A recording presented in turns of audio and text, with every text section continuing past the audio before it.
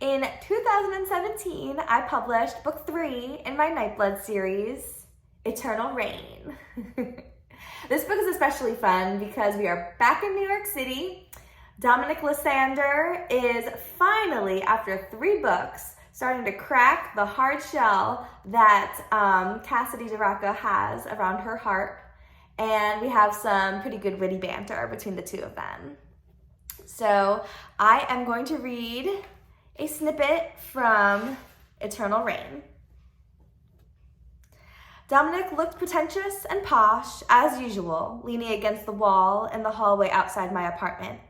Even gazing at him through the fisheye lens of my door's peephole, from the top of his immaculately cut and styled black hair to the bottom of his shiny Cole Haan wingtip dress shoes, he was a hopeful mother's dream, a shrewd woman's nightmare, and the reason I no longer bothered trying to sleep at night.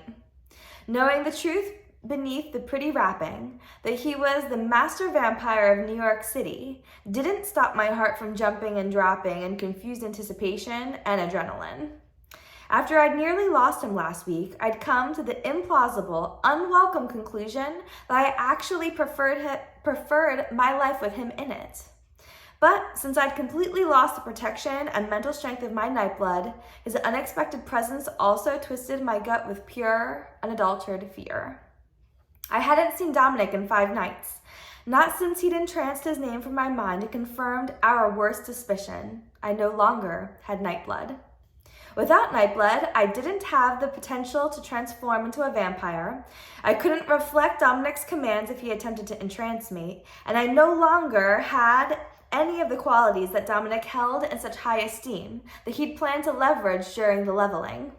The one night every 7 years that he lost his strength and abilities as master to his potential successor, allowing a new master to rise in his stead.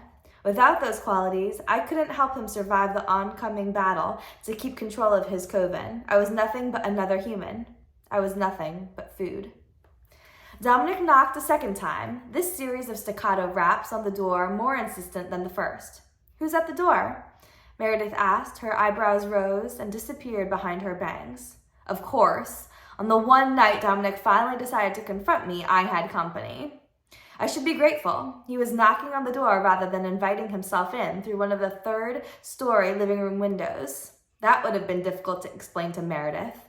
Longtime best friend and wing woman at the Sun Accord she was, but Nightblood, she wasn't. I'm hoping if I wait long enough, he'll give up and go away. He? Meredith asked. A mischievous smile curved her lips. It's probably best to answer the door of your own will, Nathan murmured. I stared at my brother, surprised that he'd uttered a full, intelligible sentence beyond "we're out of milk," or something equally inane. Inane seemed all he was capable of lately. "He'll make it worse for you otherwise," he added. I ignored Meredith and narrowed my eyes on Nathan. "How do you know who's at the door?" Nathan dropped his gaze to the cereal bowl in front of him and continued spooning scraps of shredded wheat and milk into his mouth without further comment. Maybe he'd actually keep the food down this time. Then we could work on gradually introducing warm meals and protein back into his diet. I worried the doorknob with my thumb. Nathan might have been monosyllabic and near bulimic since returning to the city, but he was right. If I didn't open the door of my own will, Dominic would probably force me to grant him entrance into my new apartment. A tenuous spring of hope coiled in my gut. Maybe, just maybe, my efforts to create a fallout shelter here in the city had been a success. Maybe I didn't need to worry about entry, forced or otherwise. I might have put my newly fortified apartment to the test, but with Meredith sitting at my kitchen table, a slice of sushi roll halfway to her mouth, the risk of exposing her to the danger standing on my doorstep wasn't worth the pleasure of denying Dominic entrance. I opened the door. Dominic smiled, deliberately flashing the sharp, elongating fangs. "Good evening, Cassidy." His voice purred in a deep timbre that plucked at the taut chords in my stomach. I squelched the feelings, but after weeks of denial, I could finally admit that they existed.